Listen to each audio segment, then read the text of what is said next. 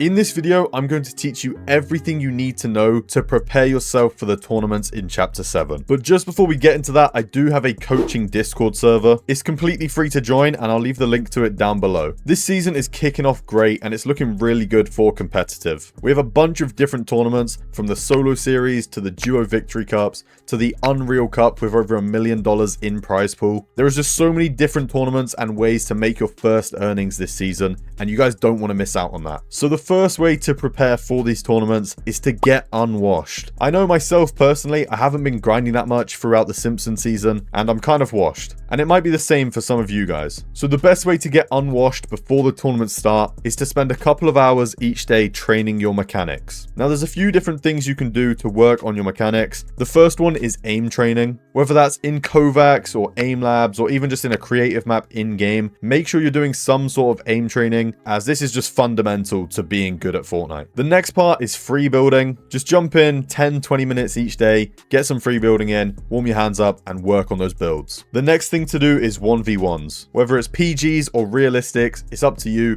Make sure you're doing some 1v1s every single day, work on your fighting abilities and putting the free building and the aim training into some actual practice in some fights. And the final way to get unwashed is to do mechanics training maps. You could just go into Raiders map or any other mechanics maps, go through some edit tunnels, some piece control stuff, and just work on your mechanics. The next way to prepare for the tournaments is to find a duo. There are a couple of key points when looking for a duo. The first one is to look for someone with similar PR or similar achievements to you. The reason for this is because you need someone who's on your level. That way there's no egos in the duo where one person is way better than the other player and they start doubting their teammate and stuff. Make sure you guys are on a similar level. The second thing when finding a duo is make sure they have the same goals as you. You don't want to be playing with someone who's just playing tournaments for fun if you're trying to be a pro. So make sure you find out the player's goals and motivations before you start teaming up with them. The next thing when finding a duo is to find someone who fits your playstyle. What I mean by this is, let's say you're more of a W keying player. You like to just run around and fight everyone. That's how you get your loot, get your surge, etc. Then you need someone who's going to fit that playstyle. Someone who's there to back you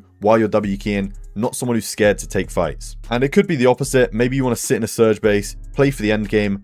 Then of course you need someone who fits that playstyle. Someone who's going to be there with you. Maybe they're farm mats, they'll get some surge tags, and they just fit the playstyle that you want to play. And the final thing when finding a duo is find someone with good vibes. You're going to be practicing and playing a bunch of tournaments with this player. You don't want to have bad vibes. You don't want to be arguing all the time. So make sure you guys have good vibes in the team. The next way to prepare for the tournaments is to create a game plan. Now, the first thing in the game plan is of course your drop spot. This is the start of the game, where you're landing, and everything else in the game plan will stem from this. So head over to a website like Fortnite.gg, jump into some ranked games, look around the map, figure out what sort of drop spots there are that fit your playstyle. Make sure this place has enough loot. You don't want to be shambles every game, but also make sure it fits your playstyle, whether that's landing edge map and playing storm, or maybe you want to land in the middle of the map. It's completely up to you. Just find a spot that you like. Now, after you've picked your drop spot, you can start figuring out things like rotates, where you're going to go to W key, where you're going to go to get surge, lots of things like that. Just make sure you plan out these different rotates and you have a plan for whichever way the zone pulls. The third thing in the game plan is your loadout. So have a rough idea in your mind of what loadout you're going to take and what loadout you want your teammate to take. That way, when you go into the game, you have an idea of what you're looking for. And then once you've got that loadout,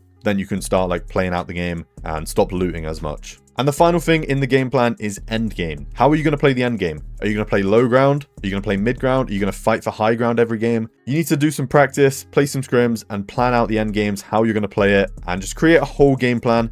That way you know exactly what you're doing every single game of the tournament. So now we have a duo, we have a game plan. The final thing is to practice. The first way to practice is scrims. This is going to be the most realistic practice you can get, as it's the closest thing to a tournament. I want you guys to take these scrims as seriously as you can. Land at your drop spot, practice your game plan, and play for the win every game. And make sure you guys are VOD reviewing these scrims as well. Learn from your mistakes and work on improving. The next way to practice is tokens, or just any 1v1s or 2v2s in creative. I say tokens because this is some of the best fighting practice you're going to get. You're playing against people that are actually trying, because there's a bit of money on the line. But it doesn't really matter if there's money or not. Just make sure you're playing some creative 1v1s, 2v2s, getting that fighting practice in with your teammate. The third way to practice is ranked. Now, I know previously in the other seasons, ranked hasn't been that good, but with the Unreal Ranked Cup being announced, I'm sure ranked this season is going to be good practice, and they're going to be stacked games and stuff. You can run around W key, practice in-game fighting and stuff like that, and hopefully the ranked system is actually good this chapter. And the final thing to practice is your off-spawn fighting. There's two main ways to do this.